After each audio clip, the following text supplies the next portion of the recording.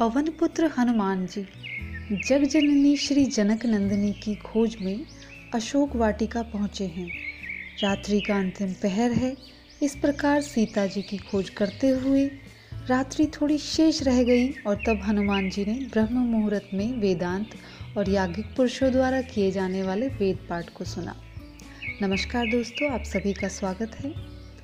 आज की वीडियो में हम जानेंगे ब्रह्म मुहूर्त का रहस्य, ब्रह्म मुहूर्त में जागरण क्यों, व इससे संबंधित अनेक प्रश्नों के जवाब। तो सबसे पहले हम जानते हैं ब्रह्म मुहूर्त क्या है।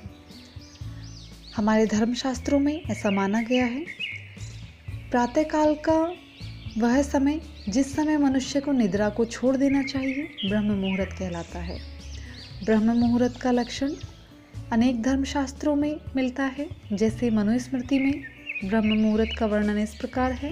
ब्रह्म मुहूर्ते या निंद्रा सा पुण्य क्षय कारिणी ताम करोति द्विजो मोहात पाद कृच्छेरणा शुद्ध्यति। अर्थात चूंकि प्रातःकाल की निद्रा पुण्यों सत्कर्मों का नाश करने वाली है, इसीलिए आलस्यवश जो द्विज प्रातः ना उठे उसे पादकृच्छ नामक व्रत करके उसका प्रायश्चित करना चाहिए। महर्षि मनु के इस नियम का उस समय सर्वत्र ही आदर के साथ पालन होता था। सभ्य समाज से लेकर राक्षस तक सभी लोग इन नियमों का पालन करते थे। प्रातःकाल उठने से इतने लाभ क्यों, ब्रह्म मुहूर्त में ही जागरण क्यों?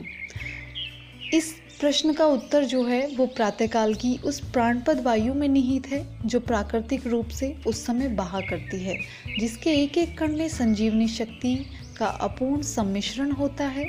यह वायु रात्रि में चंद्रमा द्वारा पृथ्वी पर बरसाए हुए अमृत बिंदुओं को अपने साथ लेकर बहती है। इसीलिए शास्त्रों में इसे वीर वायु के नाम से स्मरण किया गया है। शास्त्रों में ऐसा माना गया है कि जो व्यक्ति इस समय निद्रा त्याग कर चैतन्य होकर इस वायु का सेवन करते हैं, उनका स्वास्थ्य, सौंदर्य, मेधा और स्मरण शक्ति बढ़ती है, मन प्रफुल्लित हो जाता है, आत्मा में नवचेतना का अनुभव होने लगता है।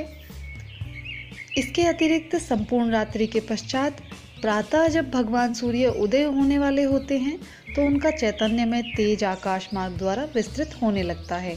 यदि मनुष्य इससे पहले सजग होकर स्नान आदि से निवृत्त हो, उपस्थान द्वारा उन प्राणादि देव भगवान सूर्य की किरणों से अपने प्राणों में उनके अतुल तेज का आवाहन करने योग्य बन जाए तो वह पुरुष दीर्घजीवी बन जाता है।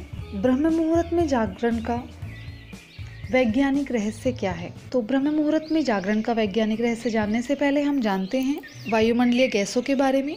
आधुनिक विज्ञान के अनुसार समस्त ब्रह्मांड में व्याप्त वायु का विभाग साधारणतया निम्न क्रम से किया जाता है। Oxygen 21%, carbon dioxide 6%, nitrogen 73%।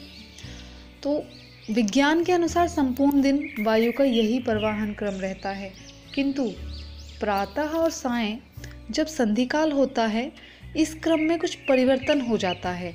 सूर्यास्त होने के बाद मनुष्य की प्राण शक्ति इसलिए छीन पड़ जाती है कि उस समय जगत प्राण प्रेरक भगवान सूर्य के अस्त हो जाने के कारण ऑक्सीजन अर्थात प्राणपद वायु भी अपने स्वाभाविक स्तर से कम हो जाती है और इसी प्रकार प्रातःकाल के समय उस वायु के अत्यधिक बढ़ जाने के कारण स्वास्थ्य संपादन में उसका समुचित उपयोग किया जाता है।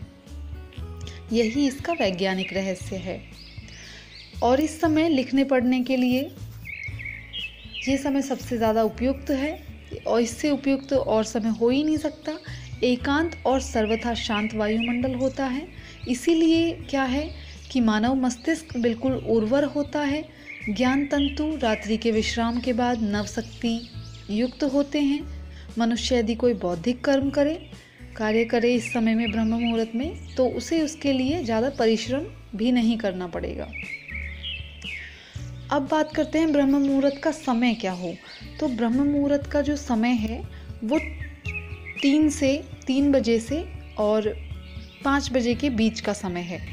ऐसा इसलिए है क्योंकि वैसे कुछ लोगों का ये मानना होता है कि सूर्योदय से 96 मिनट्स पहले का समय ब्रह्म मुहूर्त है, लेकिन देश के अलग अलग हिस्सों में सूर्य की किरणें कहीं जल्दी तो कहीं देर से पड़ती हैं, कहीं सूर्योदय जल्दी हो जाता है तो कहीं सूर्योदय देर से होता है।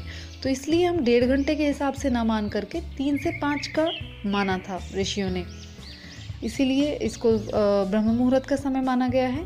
तो इस अभ्यास के लिए क्या करना है, इस अभ्यास के लिए एक उपाय भी है, एक साधारण सा उपाय है कि हम ब्रह्म मुहूर्त में कैसे जागरण कर सकते हैं।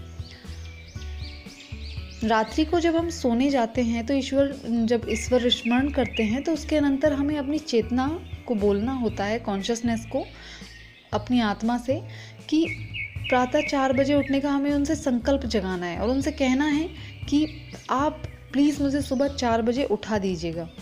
यह 100% एक्सपीरियंस की बात है, अनुभव की बात है कि प्रातः 4 बजे आपकी अवश्य ही नींद खुलेगी, और यदि फिर आलस्य में ना पड़े रहे तो फिर बिना किसी घड़ी की सहायता के उठने लगेंगे।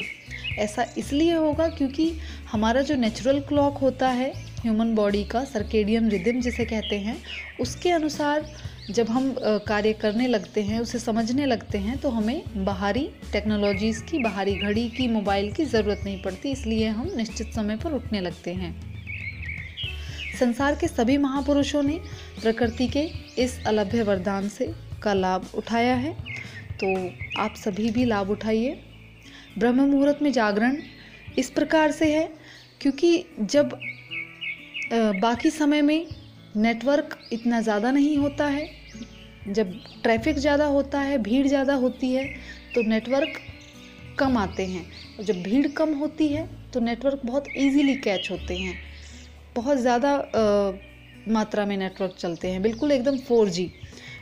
सेम यही कनेक्शन हमारा ईश्वर से होता है, देवीय सत्ताओं से होता है, देवीय शक्तियों से ब्रह्म मुहूर्त के समय में, क्योंकि जब पूरा संसार सो रहा होता है और हम उस समय अपनी ध्यान, प्रार्थना आदि के माध्यम से देवीय शक्तियों से संबंध बनाते हैं, उनसे कनेक्शन बनाते हैं और अपनी बात को उन तक आसानी से पहुंचा सकते हैं।